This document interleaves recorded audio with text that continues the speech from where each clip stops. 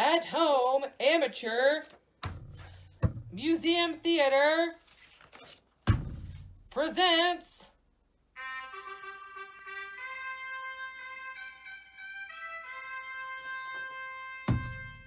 David Deaderick versus John Sevier. Oh, taking it back to the mean streets of Jonesboro. You know it.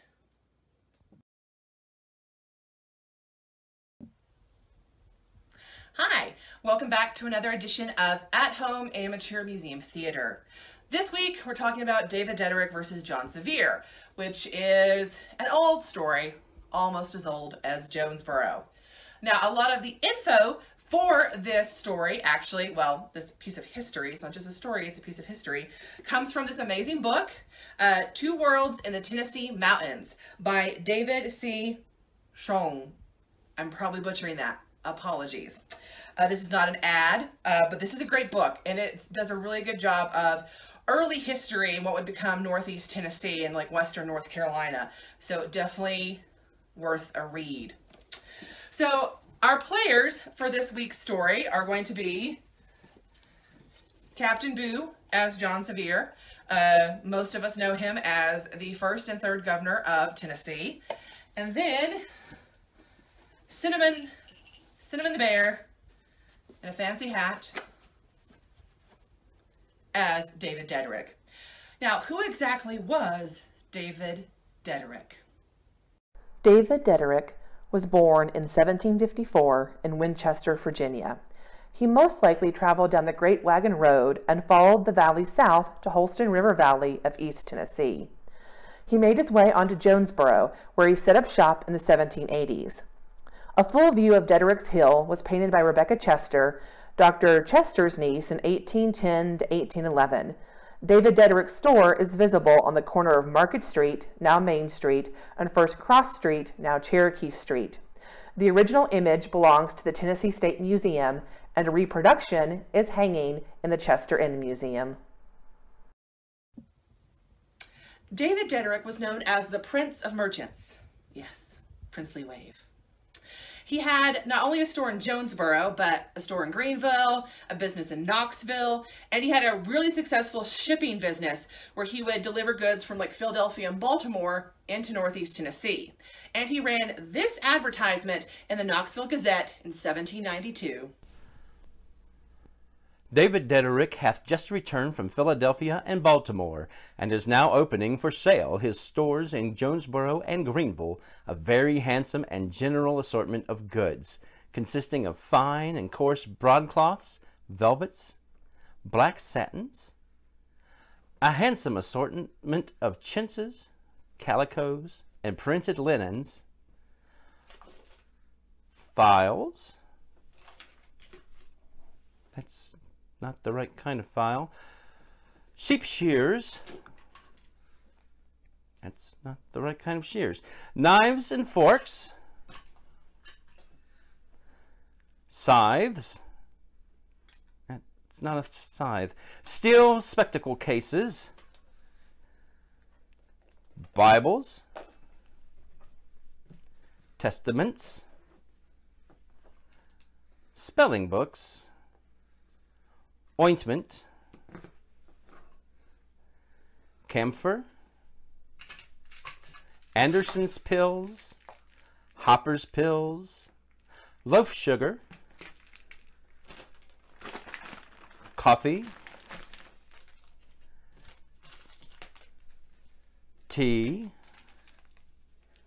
and a few cases of gin of prime quality, etc., with a great variety of other articles too numerous to enumerate, all of which he will depose on such terms as he flatters himself cannot fail of giving general satisfaction, for skins, beeswax, and flax as usual. Cash given for best otter, black and gray fox, raccoon, wildcat, muskrat, and mink skins.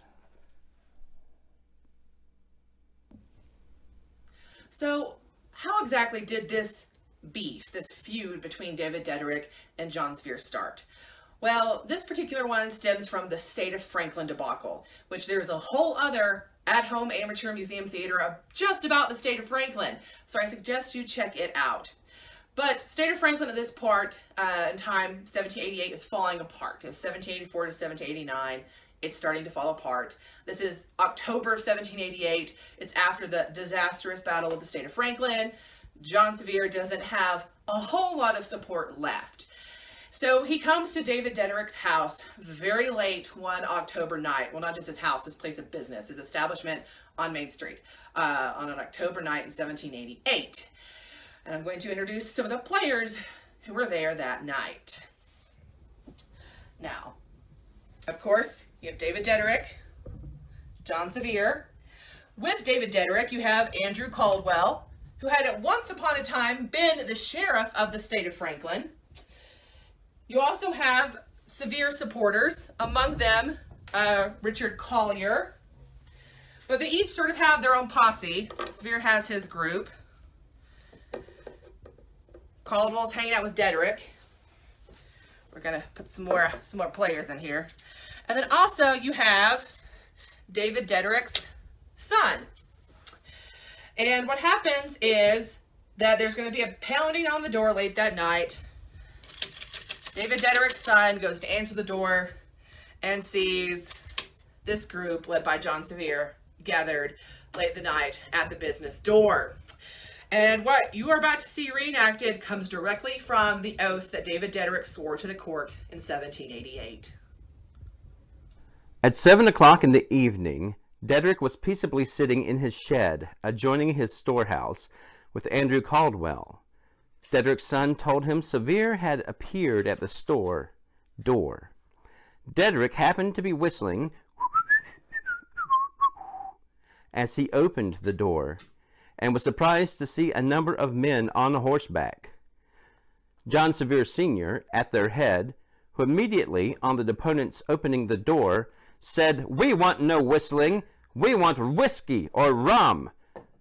The deponent replied, as to whistling he hoped he might do as he pleased, but whiskey or rum he had none.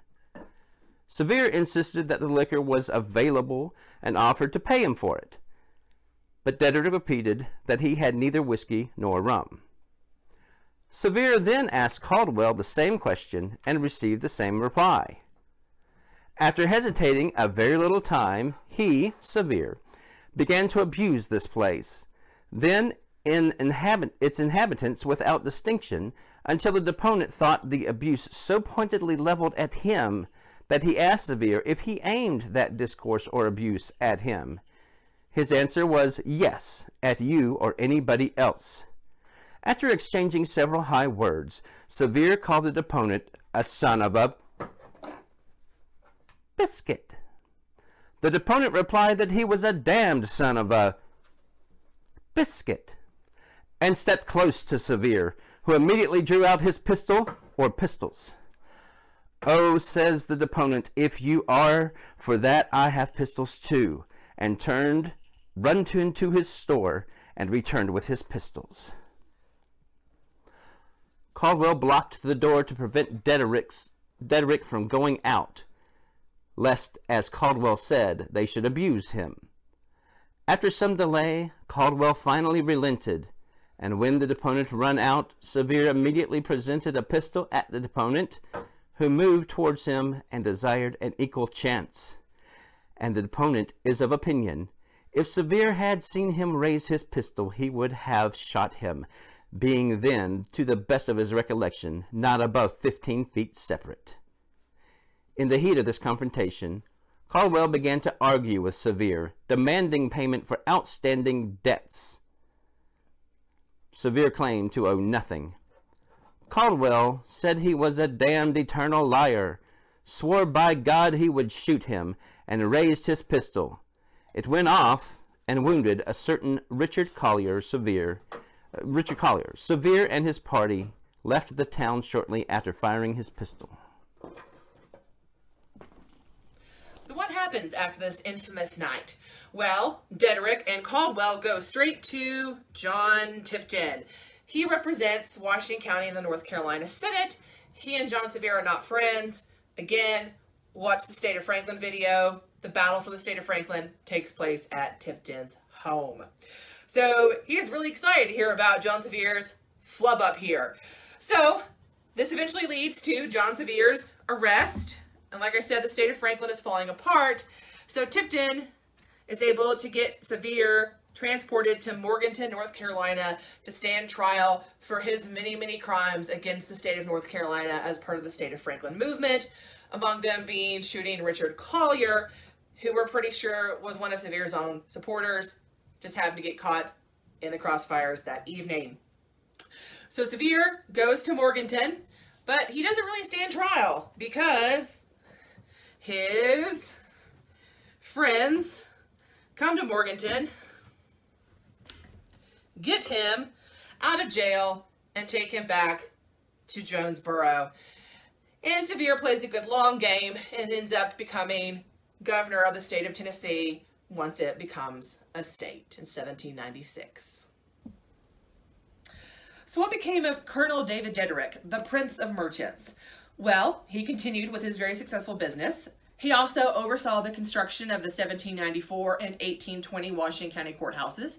The 1820 courthouse was the first brick one.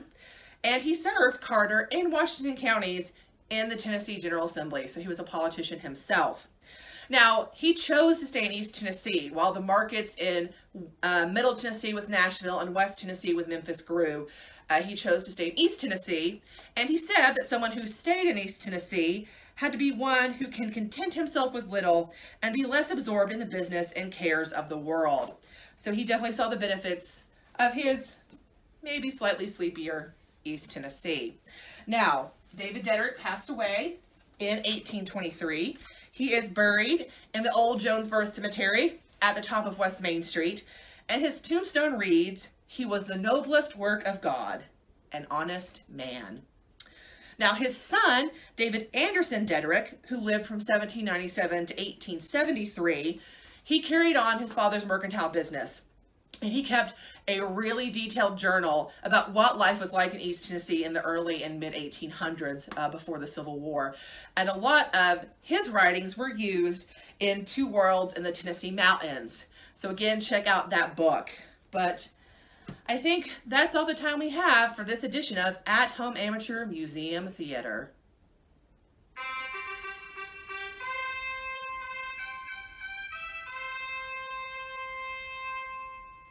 We will see you next time on the mean streets of Jonesboro.